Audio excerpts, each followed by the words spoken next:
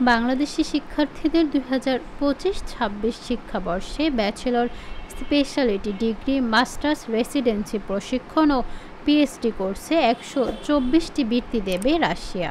বৃত্তির জন্য সোমবার 7 অক্টোবর থেকে আগামী বছরের 15 জানুয়ারি পর্যন্ত অনলাইনে আবেদন করা যাবে।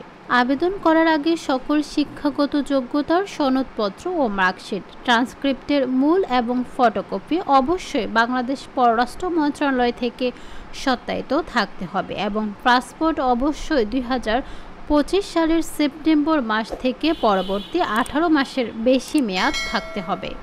এছাড়া বৃত্তি নিয়ে আগামী 9 অক্টোবর রাশিয়ান হাউস ইন ঢাকায় রাশিয়ায় উচ্চশিক্ষা বিষয়ক একটি সেমিনারের আয়োজন করা হয়েছে।